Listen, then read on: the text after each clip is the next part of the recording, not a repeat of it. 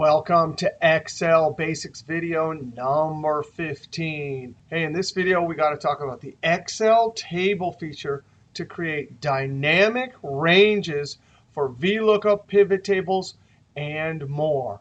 And what that means is instead of storing data in just cells in the spreadsheet, we'll convert our data to an Excel table. Then when we create a formula like VLOOKUP, it will be pointing towards the table. And if we add any new records, it'll totally see the new records. Not only that, but if we create a chart for our daily sales, when I add a new record here with the new sales, instantly a new column will show up for our new sales. Here's our 4 examples. We're going to look at VLOOKUP data validation chart pivot table and other formulas using the Excel table feature. Now I want to go over to the sheet VLOOKUP DVL. Now at the top I have some notes about the Excel table feature. Those are also over in the PDFs, which are downloadable below the video. Here's our first example. And I've already done data validation lists. We learned how to do this last video. I can select from a drop-down. It immediately changes to Bellen, and our VLOOKUP function changes, retrieves the price for the Bellen. Now, the problem with this setup right here is if I come and add a new product, we just got the new Aspen Boomerang tab. That's from Colorado. Notice when I type CO, it looks above, and there's only one other word with CO. So it tries to autocomplete, and I want to accept it, so I'm going to hit Tab. The cost is $11, and the retail price is $22.95. Now, when I come up to my drop-down and click it, I do not see the newest Boomerang Aspen. And certainly the VLOOKUP, you can see it's still only looking at the original table. Now, if we convert this to an Excel table, all of this would automatically update. So let's see how to do this. This is the first time we've converted a table to an Excel table, so we can take advantage of the dynamic ranges. Now, there's a few rules. You have to have a proper data set, which means field names at the top, records in rows, and you have to have your empty cells all the way around. As long as you have that proper data set, you can convert it to an Excel table by clicking in a single cell, going up to Insert, Tables Group, and click the Table button. Or you can see that keyboard, Control-T. So that's what we're going to use. We're going to use Control-T. And just like that, the Create Table dialog box pops up. It guesses because we had empty cells all the way around. And because we have a proper data set, it says My Table has headers. If you don't have headers, it'll put column 1, column 2, column 3, column 4, which are not good field names or column header names. I'm going to click OK. Immediately, we get a new ribbon tab, Table Tools, Design. Now, you can change the color if you want. But what we want to do every time is come over to Properties, and we want to name our table. We always want to give it a smart name. I'm going to call this table Price Lookup. And now if I hit Enter, now this table is named Price Lookup. Now let's come over and create our VLOOKUP formula. Equals VL tab. Just like we saw last video, we have a lookup value. We want to look up the quad product and try to find a match in our first column, comma. Now, the table array, we need to put the whole lookup table in, just like we did last video. But watch what happens. I'm highlighting the inside part of our Excel table, not the field names. And as soon as I do that, it has the name of our table. And that table is totally dynamic. Even if I add new columns or new records, that table will always update. So that's our table array, comma. Column index, we still have to count the columns. 1, 2, 3, 4. The retail price is in the 4th column. So we have to tell VLOOKUP which one of the columns has the thing that I want to go and get. and bring back to the cell. So I'm going to put a 4 there. Now VLOOKUP knows to always get the items from the fourth column. Comma. We're doing exact match. You can put false or put a 0. I'm putting a 0. Close parentheses and enter. Now, I want to add data validation. So I'm going to click in this cell, Data, over to Data Tools. And just like we saw last video, I click on Data Validation. I do not want to allow anything to go in this cell unless it's one of the product names. So I select Allow List. Only allow items from a list. I click in Source. I highlight the product column. There's the range. I click OK. Now let's test it. Let's look. Right now there's Flying Eagle all the way to Carlota. If I change it to Carlota, just like that VLOOKUP works. Now, let's add a new product like we did up here, except for this time, everything will update. Now, I'm going to click in the last cell in the last record. And when I hit Tab, it automatically adds a new row to this table. Now, since this table is dynamic, you don't want to keep stuff below it. All right, I'm going to type Aspen tab CO.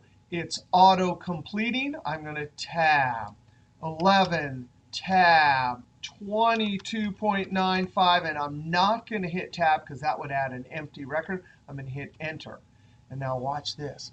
I come to the drop down, click, and there's Aspen. Just like that, it totally sees the new product and our price. Our F2 VLOOKUP function has totally updated. So that's a first example of the dynamic ranges in an Excel table. I'm going to hit enter. Let's go over to the next sheet, chart. Now here we have a simple table, date, and these are your sales. So I put your name. And here, each one of these days, so far this week, you've entered your sales. I want to make a chart, a column chart, that will automatically update as I add new records. Now I'm going to click in a single cell, Control-T to convert it to an Excel table. I see the range. My table has headers. Click OK. Now I'm actually going to add some number formatting. So I highlight these 3 cells, go up to Home, drop down for Currency, and select Currency. Now, when I add a new record later, that number formatting will carry forward also. Now we want to make sure and name our table. So we come up to Table Tools, Design, all the way over to Properties. I'm going to click in the table name text box and type some smart name. I'm going to type My Sales, enter, since these are your sales. All right, now let's create a column chart. Clicking in the single cell, we go up to Insert, over to Charts. Click the drop down for column, and I'm going to select the very first one, Clustered Column. Now this chart came out just how we wanted it. We want the name from the sales column to be our chart title. There's the height, the dates, and that's fine if we have our numbers over here. Now let's test the dynamic ranges in this Excel table and in our chart. I'm going to click in the last cell in the last record and hit Tab. Now I'm going to enter 11/9. When I hit Tab, this number formatting will also carry forward. Tab. And you had really awesome sales, 9,125.65. Now I'm not going to hit Tab because I don't want to add a new record. I'm going to hit Enter. And watch. Over here you can already see the label, but when I hit Enter, that is absolutely amazing.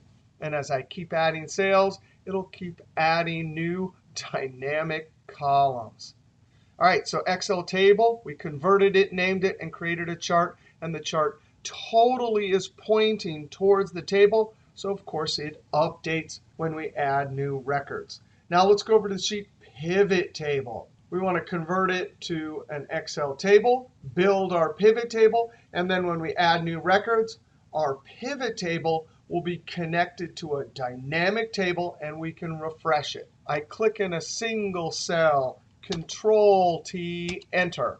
I go up to Table Tools, Design, over to Properties. I click in the text box, and I name it.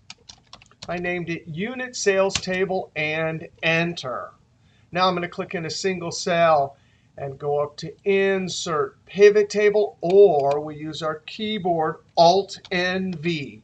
Now look at that. It already has the Excel table name we gave it. I'm going to click Existing Sheet Location, and I'm going to try and put it in E3. Click OK.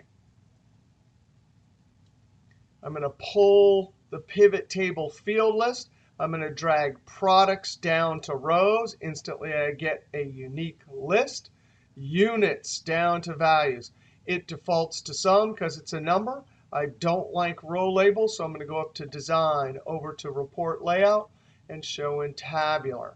Right-click inside the pivot table values area, number formatting. This is not a currency. This is a sum of total units. So I'm going to click on number and say comma. Definitely decrease the decimals to 0.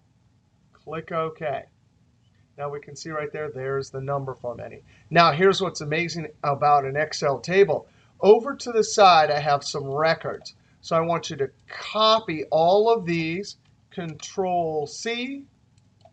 And now the Excel table, if I click in a cell directly below in the first row, and when I Control-V, it didn't automatically incorporate them into the table, even though my computer set up differently than most other ones. On almost all other versions, you'll automatically have this incorporated into the Excel table. But no problem. There's two ways we can do it. We can actually point to the lower right-hand corner, and when I see that little blue backwards L and point to it, I see the diagonal black cursor. I can click and drag to expand the table. Now I'm going to Control-Z. We can also do it up in Design. Over here in Properties, Resize Table. I simply highlight and highlight the entire table. Click OK.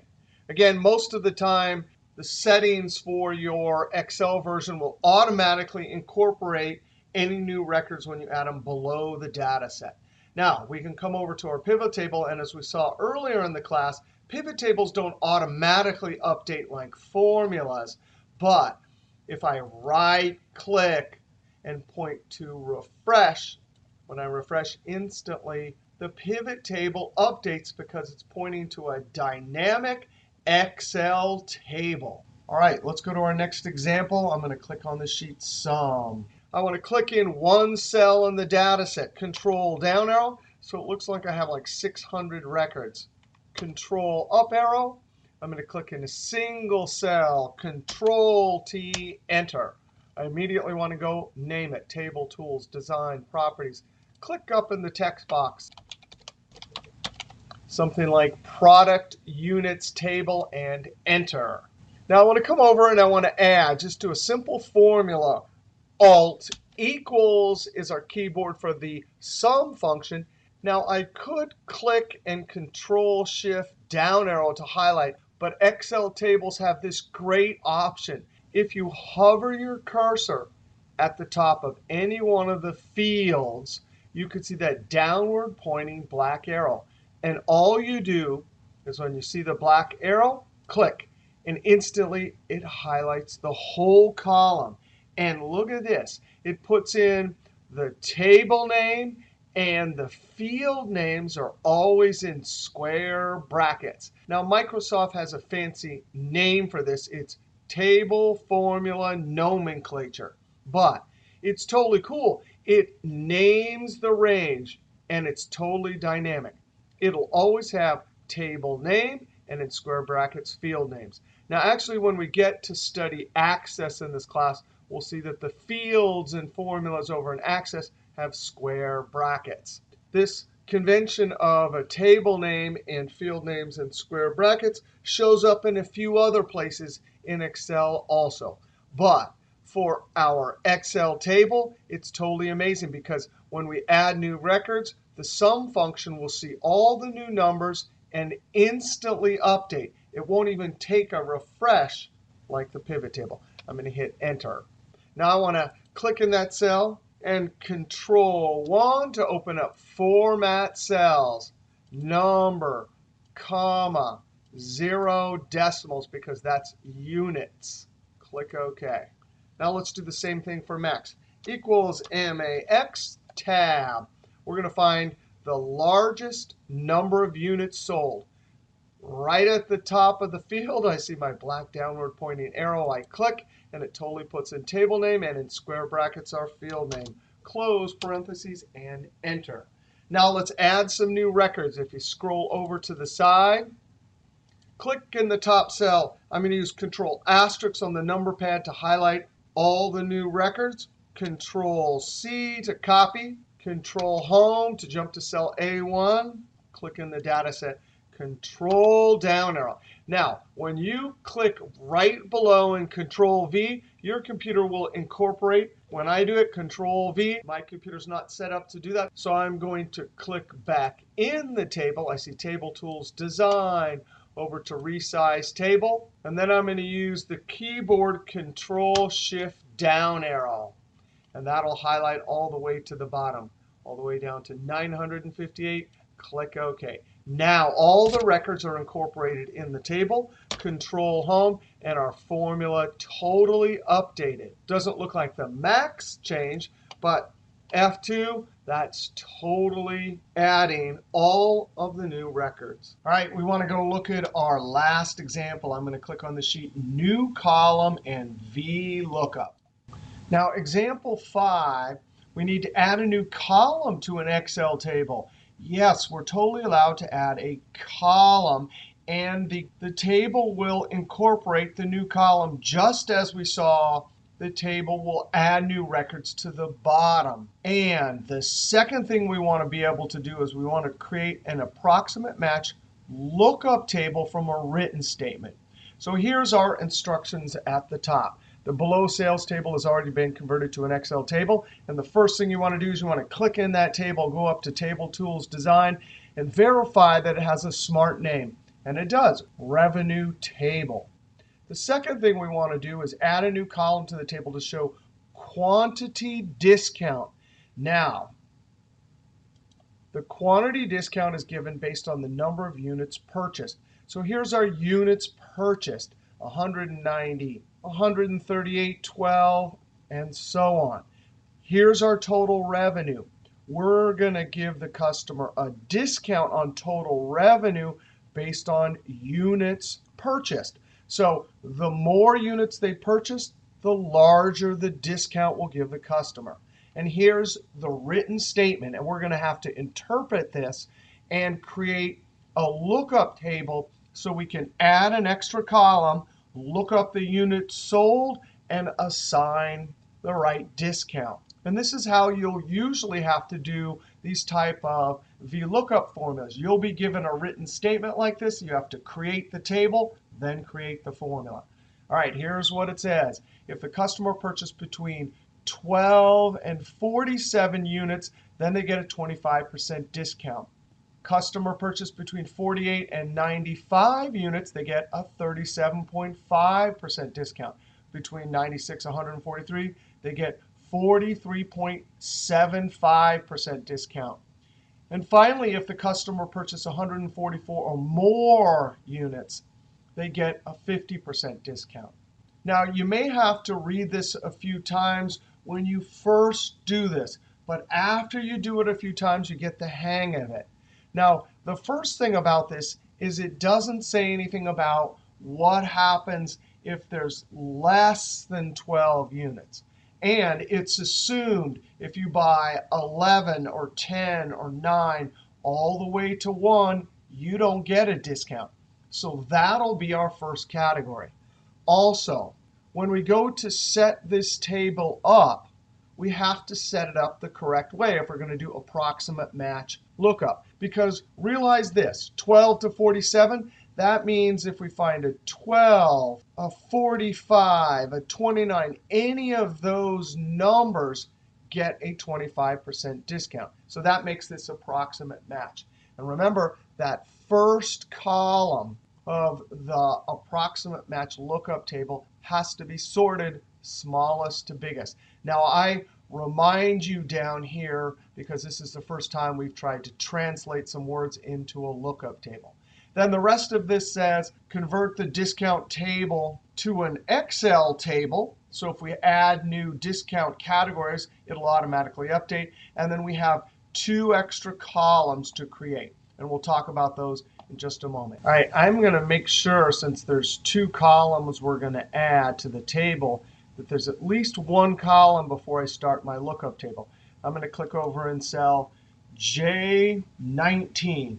Now, we're going to have 2 columns. The first one's going to be units tab. The second one's going to be the actual discount percentage, and enter. Now I want to highlight both of these cells and Control B to add bold. Now, remember we're reading this. What we don't want to do for approximate match lookup is start with the biggest number. So I don't want to type 144, enter. 96, enter. I do not want to sort it from biggest to smallest. So that means I have to start with the smallest. Now remember, the smallest number that they gave us was 12. So that's the smallest number for the second category. I'm going to put a 12 here. 12 all the way up to 47 units is going to get 25%. And I'm going to enter them as a decimal, so I'm going to type 0.25. If we want to format them later as a percentage, we can, and enter. Now, if that's the second category, what's the first category?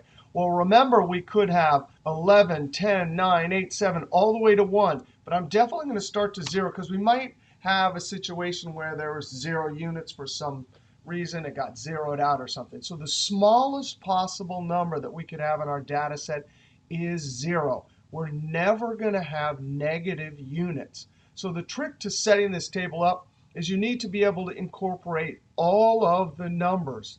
Whatever the very smallest number is that you can have in your data set, that's the lower limit for our first category. And of course, they get a discount of 0.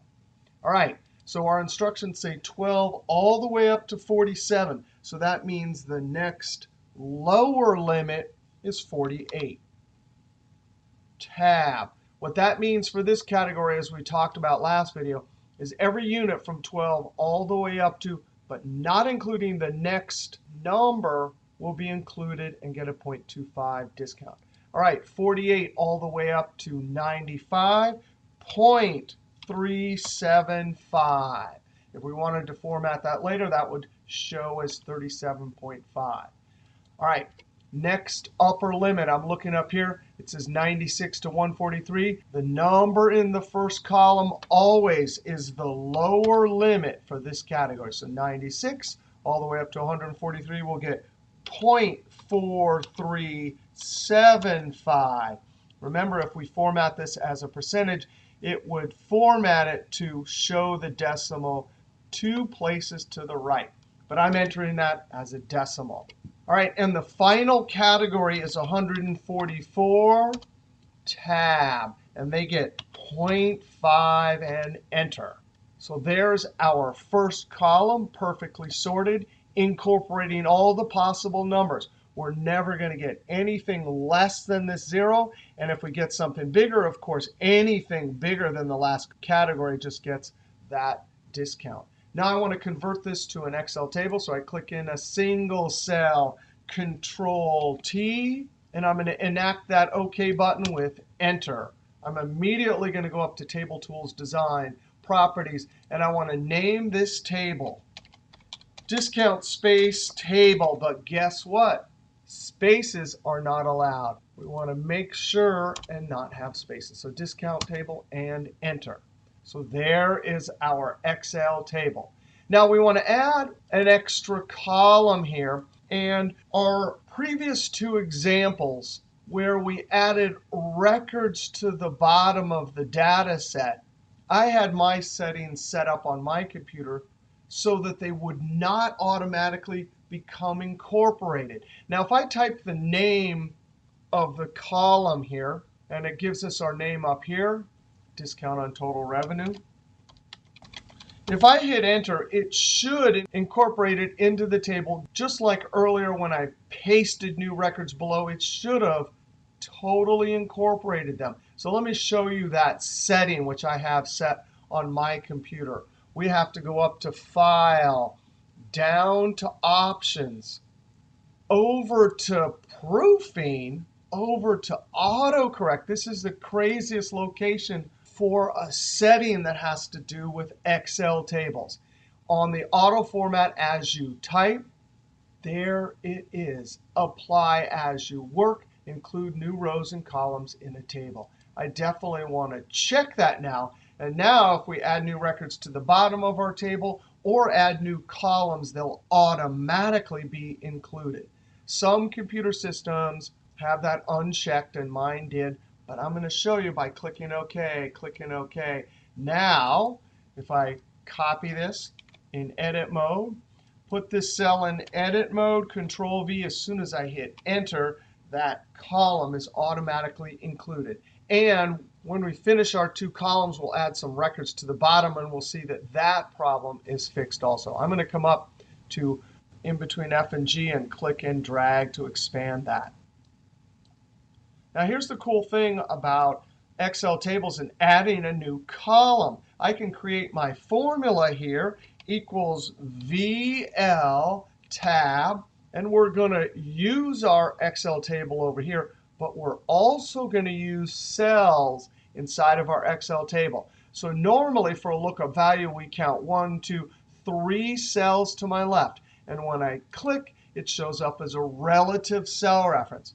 But in table formula nomenclature, this is what relative cell reference looks like. It, of course, has the field name in square brackets. But then they have this crazy syntax with an @ symbol and another square bracket. That means always look relative cell reference at the units column. All right, so that's our relative cell reference. We need to look that up, comma, the table array.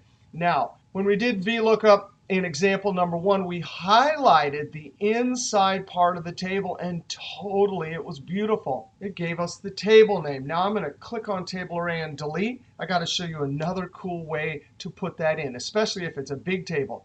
If we were putting in columns, we would use that downward pointing black arrow. We saw that a couple of times. But if you hover in the upper left, and you see that diagonal medium-sized black arrow and you click, that also puts the whole table name in. And get this, the table name is locked as if it was an absolute cell reference. So as we copy down, it's locked on the discount table. Comma, column index, we're counting on our fingers, 1, 2. The second column has our discount, so I type 2. And we're doing approximate match. Remember, if we're going to look up 190, it races through until it tries to find the first bigger one. When it can't, it takes the last one. When we're down here at 138, remember, it'll race through, bump into the first bigger one, and jump back. That's an easy way to remember how approximate match works. So we do not need to put that final argument in because the default for VLOOKUP is approximate match. Close parentheses. And watch this. When I hit enter, it auto-populates all the way down when we have a formula in an Excel table column. We could Control down arrow, go to the last cell, hit F2, and it's totally working. Our table formula nomenclature relative cell reference and our locked discount table. Escape, Control up arrow. If you want to format this as a %, you can. I'm going to leave it as a decimal. Now, we have another column to create, and it's our net revenue column. And net revenue is going to be total revenue times 1 minus the discount. Now, down here for 0.25, if I multiply 0.25 times 527.40, that would give me the amount of the discount. So because I want the total net revenue, if I take 1 minus the discount, well, that would be 0.75. And that's what I multiply times the total revenue. Now, think about it this way. A discount, that means for every $1, I'm allowed to take away 25 pennies. So that means 75 pennies would be left over for the actual amount the customer has to pay. So 1 minus 0.25 is 0.75. So for every $1 of total revenue, now with the discount, they only have to pay 75 pennies. All right, so we're going to add an extra column.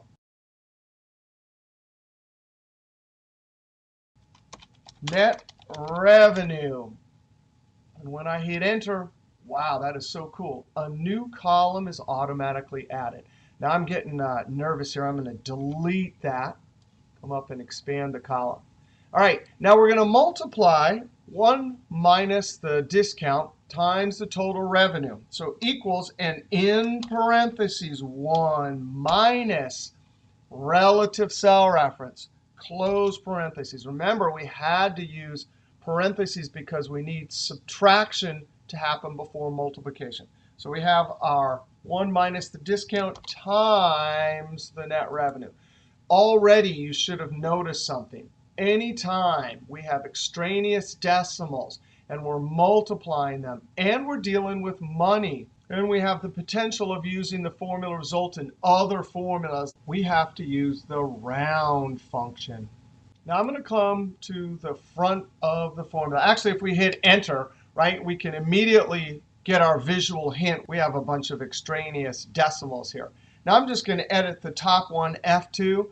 And right after the equal sign, I want to type round. And the way I've been teaching you in this class is you type the minimum number of characters. And when you see the function name highlighted in blue, you hit tab. But this function is going to steal that parentheses. Now, I don't know why Microsoft programmed it this way. But watch what happens when I hit tab. It totally stole that parentheses. And remember, we needed that parentheses there. So I'm very carefully going to type a new parentheses. I'm watching the color coding. I see that orange parentheses are around 1 minus discount, so I know it's correct. Now I'm very carefully going to come to the end. And this is getting dangerous, right? You do not want to click with your selection cursor because then it will put a cell reference there. I want, with my I-beam cursor, to click after the relative cell reference for total revenue, comma. And I'm watching my screen tip, comma, to get to number of digits. This is to the penny, so I type it 2.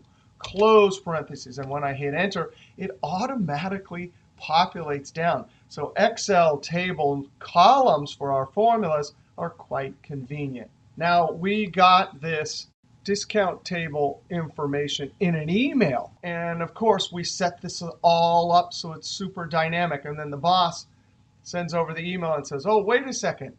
The last category is 168. So now, watch this. We're going to simply click below. Last time we hit tab to add a new record. But any time we type anything or paste anything below here now, because we changed that setting, your computers probably were already set up this way. But as soon as I type 168 and tab, a new row in the table is included. And 168 qualifies you for 0.55. And when I hit enter, instantly I can already see that for this 190 right here, the 0.55 is showing up. And the net revenue changed also. Now, there's a few records off to the side that I want to copy and paste to the bottom of this table. Here they are. Control-C, Control-Home. And I'm going to scroll down. And I'm going to click in the top date cell, Control-Down arrow to get down to the bottom of the table. And watch this. Remember, I just copied the date, the product, the units, the price, and the net revenue. These two columns have formulas. So watch what happens when I paste just the records for the first 5 columns. Control-V, just like that. First off, I turned the feature on, so now it automatically incorporates. And our formula totally auto-copied down. All right, Control Home. All right, that was a lot of fun with the Excel table feature. Example 5, we saw how to add extra columns to an Excel table. We also, in example 5, saw how to set up an approximate match VLOOKUP table and use the Excel table feature to make sure if we added any new records, it updated. We also, in this example, saw how to change the settings if your columns were not being added automatically or the rows at the bottom were not added automatically. Over on the sum sheet, we saw how to use the Excel table feature to do basic calculations. And when we add extra records, they totally update. Pivot tables. We saw how to build a pivot table based on an Excel table. So if new records are added, we can easily refresh it. Over on the chart sheet, we saw how to make a simple daily tracking table. And since it's an Excel table, our chart totally updated with new columns as we added new data. And we started off with data validation drop-down list and the VLOOKUP function based on an Excel table. So when we add new records, both of those features update. Now, if you like that video, be sure to click that thumbs up, leave a comment, and sub, because there's always lots more videos to come from Excel is Fun, including the next Excel Basics video, which will be about mixed cell references. All right, we'll see you next video.